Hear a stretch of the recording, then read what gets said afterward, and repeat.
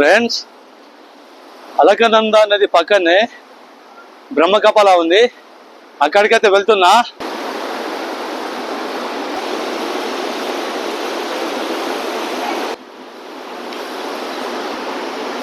బ్రహ్మకపాల అంటే బ్రహ్మంగారి శిరస్సు అనమాట.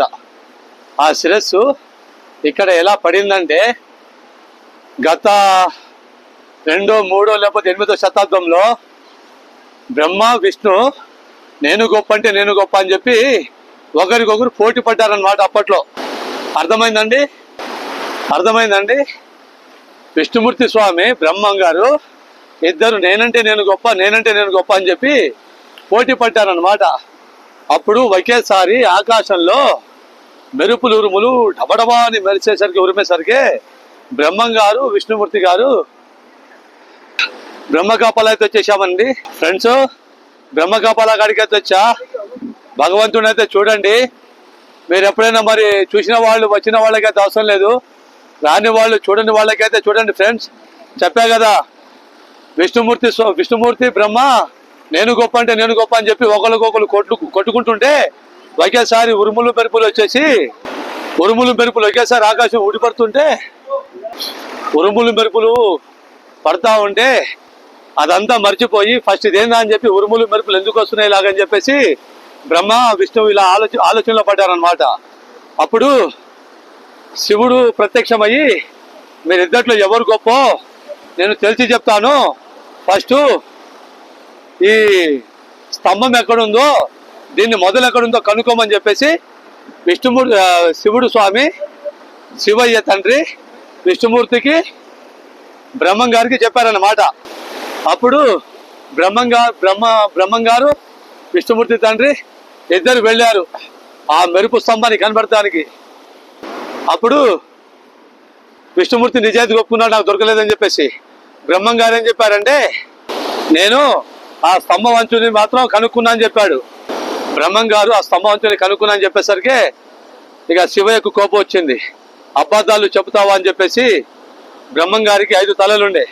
5 తలల్లో ఒక తల కోపంతో తీసిపడేశాడు అనమాట శివయ్య తండ్రి బ్రహ్మం గారి తలని.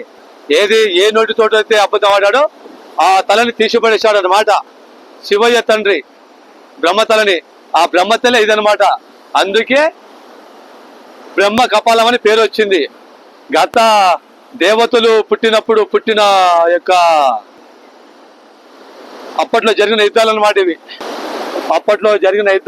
ఇవి. దేవతలు ఎప్పుడు ఏ యుగంలో జన్మించబడ్డారో ఆ యుగంలో వాళ్ళకి యుద్ధం జరిగిన నాటి నుండి ఇప్పటి వరకు బ్రహ్మం గారికి పూజిస్తూనే ఉన్నారు. ఇదే బ్రహ్మకపాల అంటే బ్రహ్మం గారికి ఉన్న ఒక 5వ శిరస్సు అన్నమాట ఇది. దాని పేరు వచ్చేసి బ్రహ్మకపాల అని పిలుస్తారు. ఇక్కడ మన పితృలకు ఇక్కడ పిండ ప్రదానం చేస్తే చాలా మంచిది. పిండ ప్రదానం చేస్తే పుణ్యం కూడాను. నేనైతే బ్రహ్మకపాలానికి వచ్చాను. బ్రహ్మకపాలను దర్శించుకుంటాను, దండం పెట్టుకుంటానండి. ఏమో భగవంతుడే ఏ జన్మలో ఏ పుణ్యం చేశామో ఏందో తెలియదు.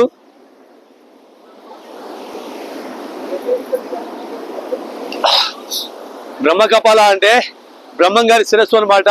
శివయ్య బ్రహ్మం గారి శిరస్సు 5 శిరస్సులు ఉండే బ్రహ్మం గారికి 5వ శిరస్సుని తీసిపడేశారు అబద్ధం చెప్పినందుకు.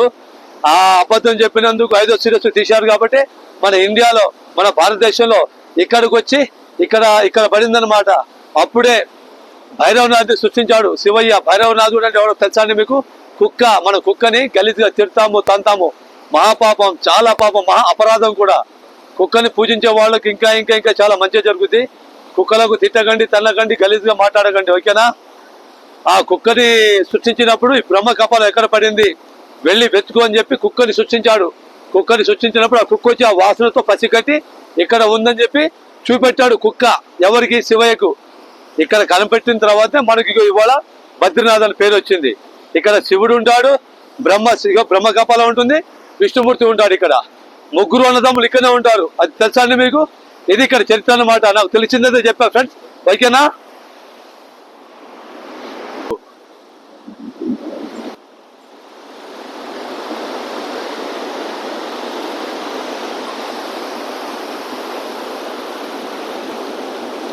ఏ జన్మలో ఏ పుణ్యం చేసుకుంటే భగవంతుడు ఇంత దగ్గరగా తాకి మరి దర్శించుకునే భాగ్యం కలగాలి, ఆ భగవంతుడు కల్పించాడు మనకి ఇలాగా.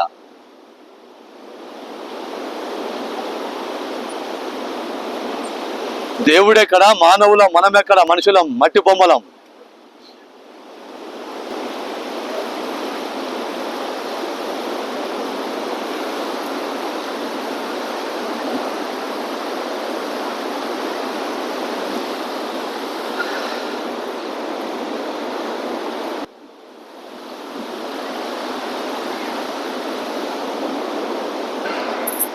చూశారుగా ఫ్రెండ్స్, బ్రహ్మకపాలం నేనైతే దర్శించుకున్నా, దండం పెట్టుకున్నా. నా సబ్స్క్రైబర్లు ప్రజలందరూ బాగుండాలి, భగవంతుడు ఎదుర్కొని చెప్తే అందరూ బాగుండాలి ఫ్రెండ్స్. అందరూ హ్యాపీగా ఉండాలి, చల్లగా ఉండాలి, నీతిగా నిజాయితీగా ధర్మంగా ఉండాలి ఫ్రెండ్స్. ఓకేనా?